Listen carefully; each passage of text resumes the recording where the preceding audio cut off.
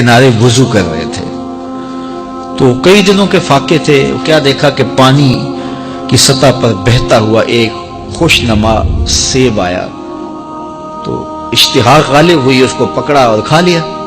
جب کھا چکے تو پھر خیال آیا یہ تو میرا تھا ہی نہیں, یہ تو مال لقطہ تھا تو میں نے اس کو کھا لیا. اب اس کا مالک کیسے ملے؟ جس سمت سے پانی آ رہا تھا اس سمت سفر شروع کر دیا. کئی دنوں کی مسافت کے بعد دیکھا کہ ایک باغ ہے جس کی شاخیں اس پانی کی طرف لٹک رہی ہیں. سمجھ گئے کہ یہیں سے گرا ہوگا اور میں نے کھا لیا.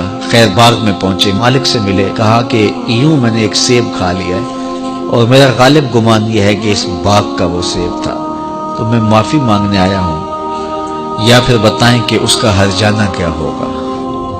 جب مالک باغ نے یہ بات سنی, وہ بھی صاحب نظر تھے, سمجھ گئے یہ تو کوئی در یگانہ ہے, یہ تو کوئی گوہر یکتا ہے.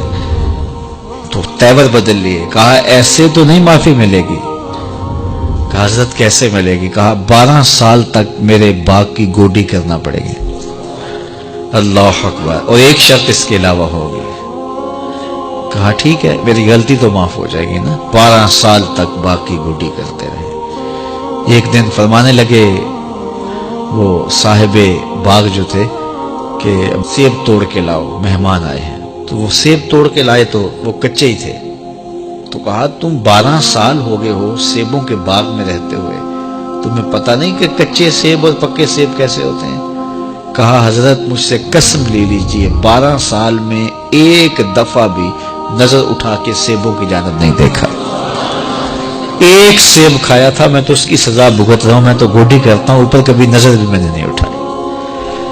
سینے سے لگا لیا. کہا ایک شرط تمہاری پوری ہو گئی, اب دوسری شرط ہے کہ میری ایک بیٹی ہے جو آنکھوں سے نابینا ہے, کانوں سے بہری ہے, بول سکتی نہیں, اور وہ اپاہج بھی ہے, چل بھی نہیں سکتی. اس سے تمہارا نکاح کرنا چاہوں, اگر تمہیں قبول ہے تو معافی ہو جائے گی. کہا ٹھیک ہے جی قبول ہے, میرا گناہ معاف ہو جائے, میں زندگی کاٹ لوں گا, کوئی بات نہیں ہے. خیر نکاح ہو گیا. کہا کہ یہ کمرہ ہے, یہاں آپ کی زوجہ آپ کی منتظر ہے. جب وہاں گئے تو ایک خوبرو دوشیزہ منتظر تھی, تو فوراً پلٹے کہ میں غلطی سے کسی اور کمرے میں آ گیا ہوں. پلٹتے ہوئے دروازے کی چوگاٹ سے سر پھٹ گیا, خون بہنے لگا. جب باہر آئے تو صحن میں پہنچے تو وہ بزرگ وہاں تھے. کہا کیا ہوا؟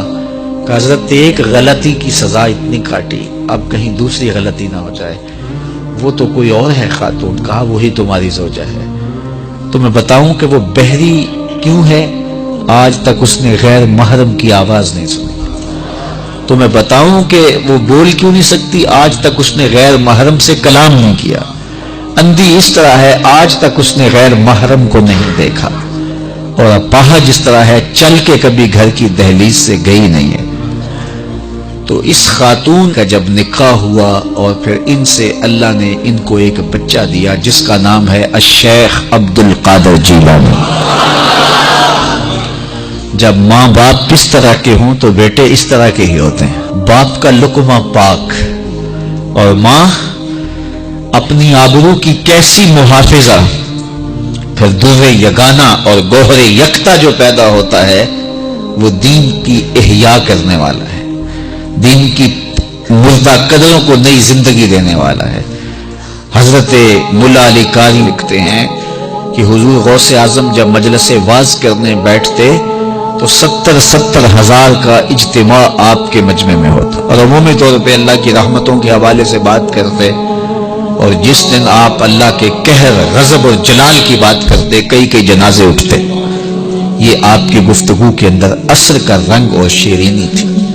اللہ اکبر.